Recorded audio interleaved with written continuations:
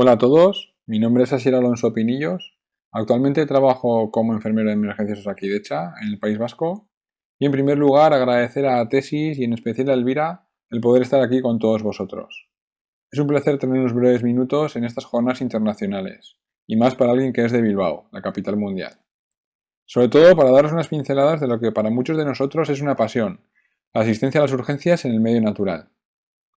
Dentro de este gran cajón asistencial, cobra gran importancia la asistencia del primer interviniente, que en la gran mayoría de los casos serán compañeros de actividad, ya sea en un barranco, en una pared practicando escalada, espeleología o en otros casos asistidos por un guía titulado que nos acompañará en nuestra actividad.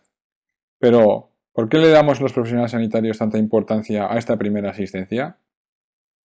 Pues bien, en cuanto a la reanimación cardiopulmonar, todo el mundo tiene claro que es vital esa primera asistencia, y los datos así nos lo demuestran. Bueno, pues el medio natural, como su propio nombre indica, lleva consigo unos hándicaps que dificultan la asistencia sanitaria, como pueden ser la dificultad de acceso, la tardanza de los recursos asistenciales, la meteo, el tener cobertura o no. Y todo eso es lo que da vital importancia a la atención sanitaria temprana, por compañeros, por guías, por guardias de refugios. Los múltiples estudios con evidencia científica concluyen diciendo que una atención temprana por parte de compañeros y personal sanitario benefician al paciente en la pronta recuperación, en la duración de días de ingreso hospitalario y en la vuelta a la actividad. En los próximos minutos hablaremos sobre las principales lesiones que se producen practicando los diferentes deportes de aventura, entre los que más se destacan la escalada, el barranquismo, senderismo y los deportes de invierno. A pesar de que a final de año el número de pacientes críticos es importante, un alto porcentaje de asistencias son derivadas de traumatismos menores, siendo afectadas algunas de las extremidades. Basándonos en la máxima que todos conocéis, la mejor analgesia es una buena inmovilización, os voy a presentar a modo de ejemplo una serie de casos. Una lesión frecuente y característica de la práctica del barranquismo es la fractura de tibia y peroné, causada al impactar con rocas tras un salto. En este caso, al igual que todas las fracturas, debemos inmovilizar tanto la articulación superior como la inferior, y más teniendo en cuenta que nuestra atención no se va a realizar en las mejores condiciones ni con el mejor material. Un elemento que os proponemos para vuestras salidas son las férulas semirrígidas maleables recubiertas de espuma foam. Estas deberemos adaptarlas primero a la extremidad antes de su colocación. Son férulas que nos ofrecen bastante rigidez en relación al espacio y peso que ocupan. Con ellas siempre debemos llevar una venda adhesiva. Cuanto más adhesiva y más rígida sea, más tiempo durará nuestro vendaje. Pensad que el agua y el barro van a ser compañeros durante nuestra actividad. Una vez colocada la férula, podremos reforzarla con alguna mochila de barrancas vacía, a modo de férula de neopreno. En caso de no disponer de férula, pondremos ramas gruesas a ambos lados de la extremidad, en modo de férula. En la medida que podamos, no quitaremos el neopreno, salvo que observemos sangrado activo, que tras contener la hemorragia debemos reparar e intentar cerrar el mismo con la venda adhesiva y así evitar la pérdida de calor.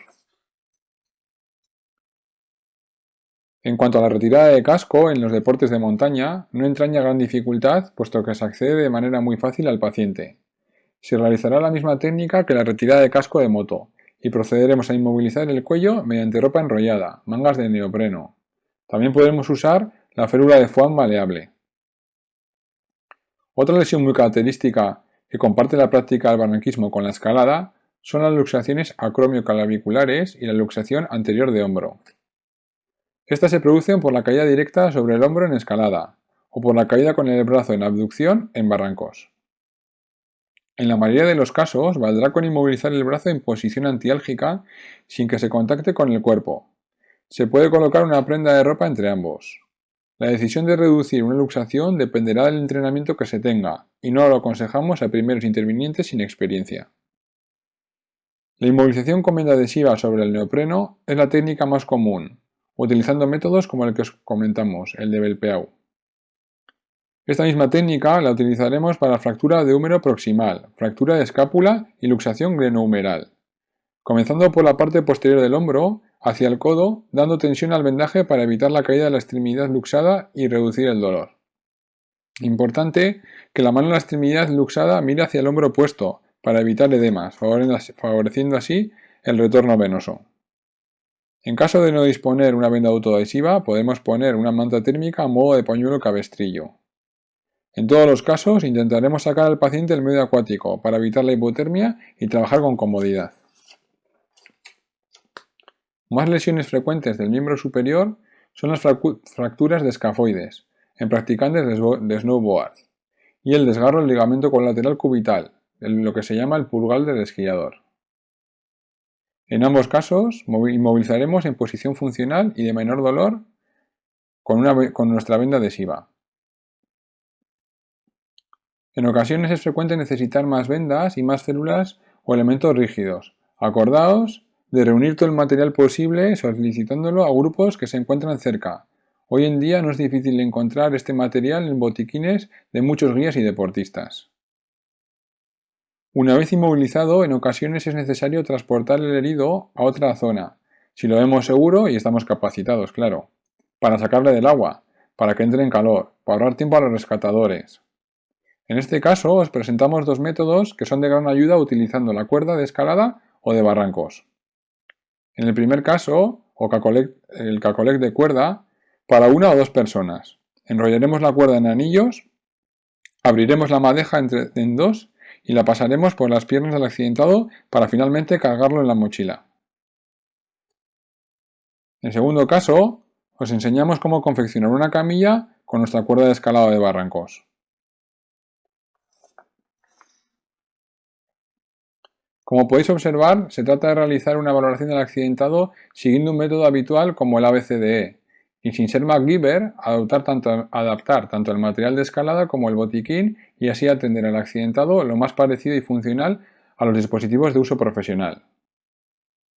Finalmente, comentaros que una pequeña actuación inicial in situ es un gran avance para el paciente, además de facilitar las cosas al equipo profesional de rescate. Como os he comentado al principio, esto es una simple pincelada y lo que con tiempo y entrenamiento se puede conseguir grandes cosas. Muchas gracias.